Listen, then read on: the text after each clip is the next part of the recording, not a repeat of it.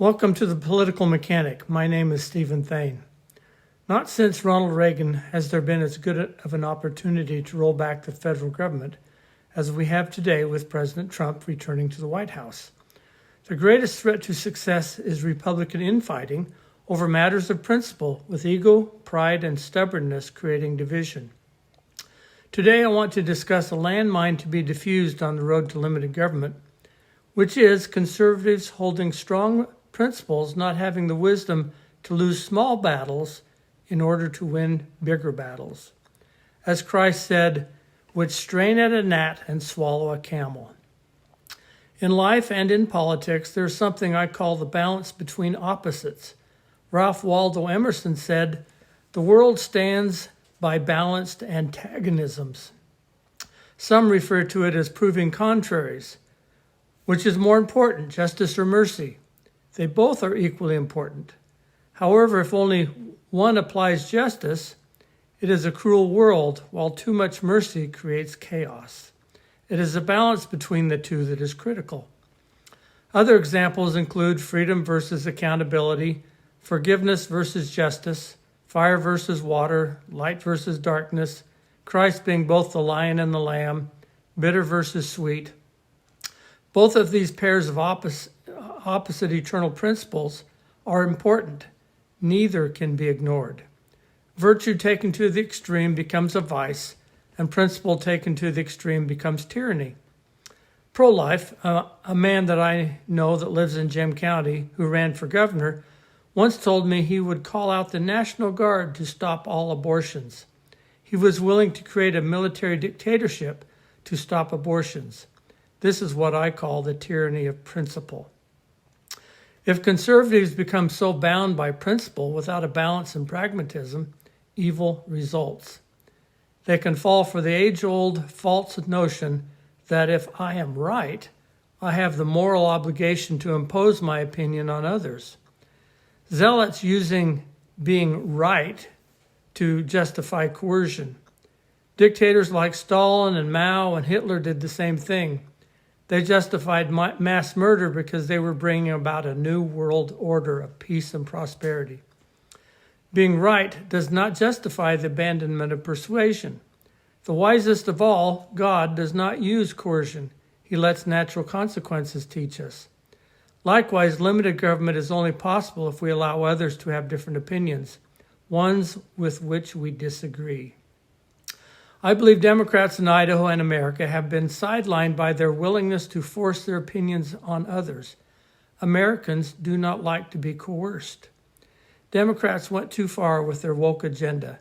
The voters rejected issues like defund the police, men and women's sports, multiple genders, DEI, critical race theory, the Black Lives Matter movement, the Green New Deal, the misuse of federal funds, boys and girls bathrooms, and so much more.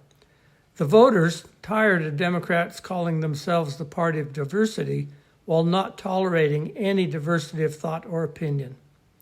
The Democrats are out of power, which will continue until they change course, or Republicans, because of disunity or ideological rigidity, fail to address the nation's problems with common sense solutions. If Republicans cannot govern, it will open up an opportunity for Democrats to make the case to the voters that they should be given their power back. Democrats believe the way to perfect a society is to give more power to the state to control citizens' lives. They are not so interested in the principles of right and wrong as much as in power. Power is their primary goal. They are not burdened by principles and will say or do almost anything in their quest for power. I am not so naive as to believe Republicans are immune from this ailment. However, the trap Republicans tend to fall into is the tyranny of principle. Republicans are the party of possibility, of the American dream, of choice, of diversity of thought and inclusion of anyone based upon merit, not race. If the Republican Party alienates voters who have diverse ideas, we too could turn into the Republican version of the current irrelevant Democrat Party. The Puritan Massachusetts Bay Colony drove Roger Williams out of their society because he thought that ecclesiastical and civil authority should be separated. This was a radical thought in the 1630s. However, this is now widely accepted, except in the Middle East and communist nations. Prior to freedom of religion, there were continual religious wars that rocked the European continent.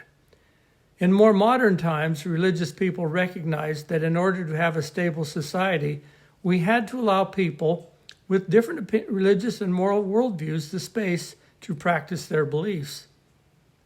This did not mean that Catholics or Protestants gave up their core beliefs. They had to learn to agree to disagree. Each generation needs to learn that same lesson. Republicans usually believe in eternal principles, in eternal rules of right and wrong, and seek to implement them. Conservatives feel that the best way to solve America's problems is to return to the principles of limited government, found in the U.S. Constitution. However, there is a problem with too strict adherence to principles. They can become a taskmaster rather than a guide. Abortion is one issue that could tear apart the unity of the Idaho Republican Party. Abortion ends the life of a potential human being. Abortions for convenience, which make up 98.5% of abortions, is, in my opinion, an abomination. Abortions have not ended. The year after Roe v. Wade was overturned, there were over 1 million abortions in the United States, an 11% increase over the previous year. As states work to enact laws related to abortion, voters need to participate in efforts to protect life while preserving liberty. Ending all abortions would destroy liberty, and allowing all abortions is a sign of moral decay from which a nation cannot survive. Idaho has a strict abortion law. It does, however, allow for abortion in the case of rape and incest, or to prevent the death of the mother. There is an effort to end all of these exceptions. While I am pro-life, I am strongly opposed to added further restrictions on abortion. Here's why. First, the current Idaho law outlaws 98.5% of all abortions. Most abortions are for convenience, with only 1% because of rape and 0.5% because of incest, according to the Heritage Foundation.